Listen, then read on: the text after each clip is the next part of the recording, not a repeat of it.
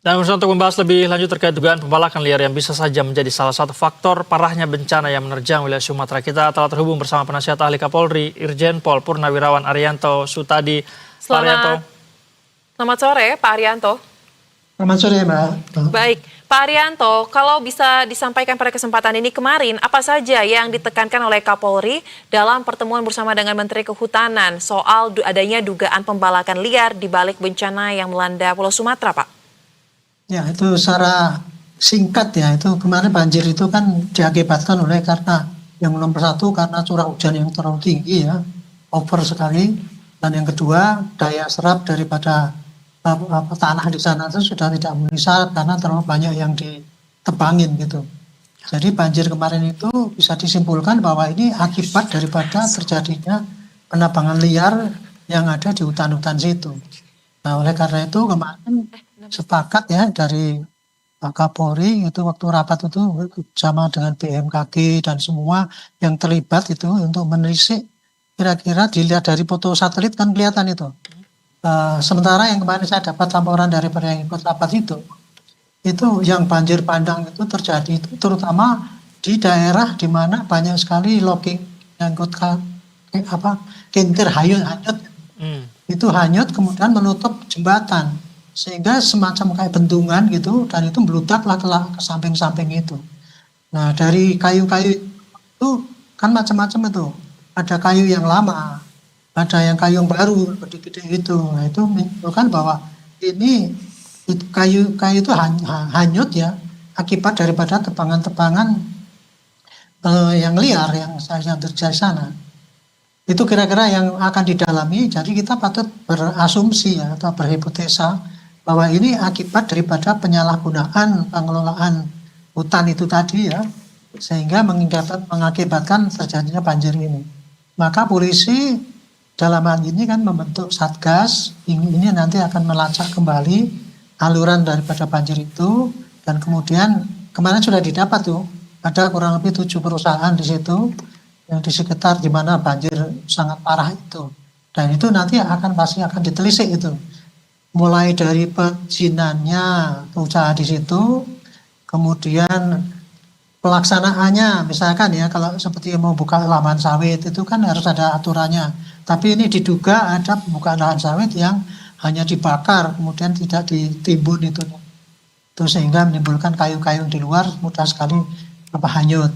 Kemudian ada yang menjual beli illegal logging, jadi pencurian kayu di hutan itu dijual belikan secara ilegal, sehingga penebangannya pun ilegal juga, nggak pakai aturan gitu. Terus kemudian lagi ada menggali tanah di tanah kawasan hutan untuk tambang ataupun untuk komersil lainnya.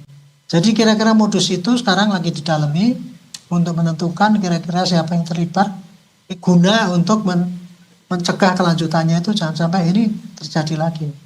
Jadi intinya adalah penyidikan kita itu menemukan pelakunya, tetapi juga untuk mencegah jangan sampai yang kayak kejadian seperti ini terbiarkan seperti yang lalu-lalu itu.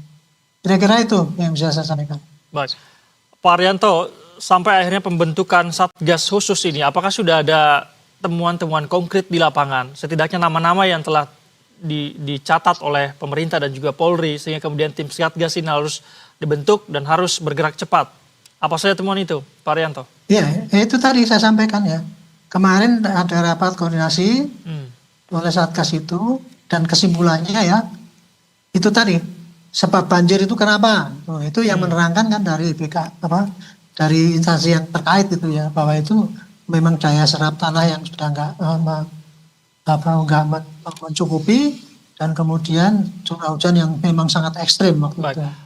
Dan yang kedua adanya penebangan kayu liar itu. Nah, kayu liar itu diduga itu tadi yang saya sampaikan ada 5 modus itu tadi, dan kemudian ada juga setelah dideteksi di daerah yang parah itu ternyata memang ada 7 perusahaan. Nah, 7 perusahaan itu pasti nanti akan dikejar, ditelisik kira-kira mulai dari sejarah.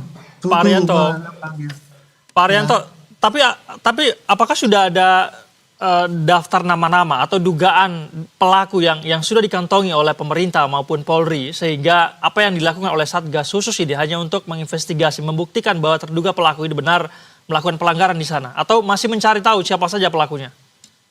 Enggak, kalau yang ditemukan ya itu PT yang di sekitar itu.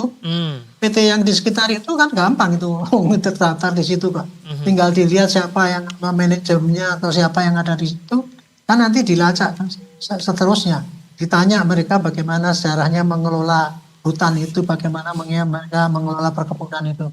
Dari situlah nanti akan bisa diketahui siapa yang patut untuk kita seret untuk bertanggung jawab kepada itu.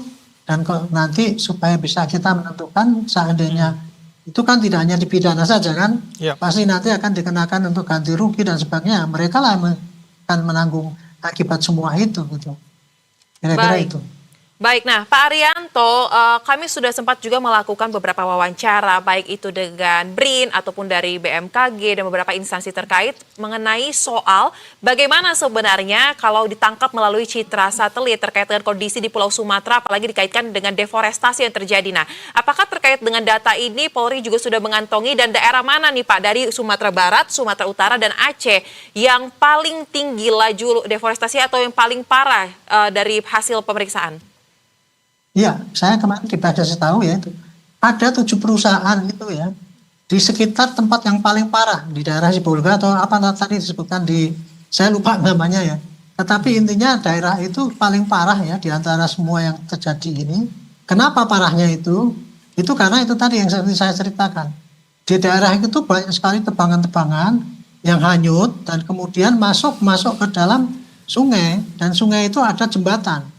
Di jembatan itu sehingga menyumbat jembatan itu dan akhirnya airnya kan membludak ke kanan ke kiri.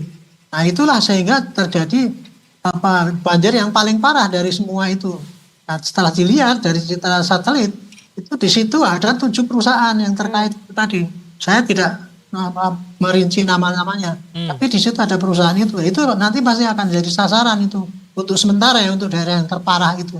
Karena kenyataannya ini yang parah banget itu yaitu akibat daripada gelondongan kayu dan kemudian menyumbat jembatan dan kemudian menimbulkan bendungan dan kemudian menyapu berapa desa itu ya, 7 desa atau berapa gitu, habis semua itu desa itu.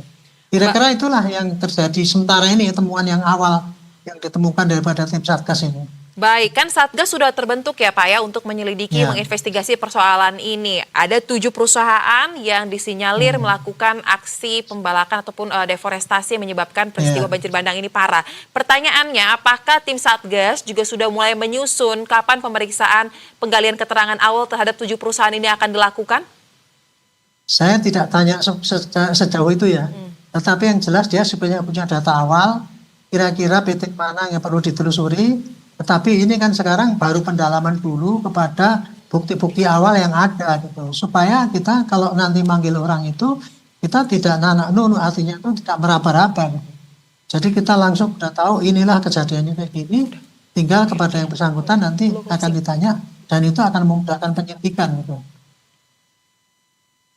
Baik, Pak Arianto, terima kasih banyak telah berbagi pandangan, berbagi informasi kepada kami. Kita harapkan agar Satgas khusus ini cepat bekerja dan segera terungkap siapa pelaku utama di balik terjadinya bencana di Sumatera ini. Terima kasih banyak, Pak Arianto. Selamat sore. Ya, sama-sama.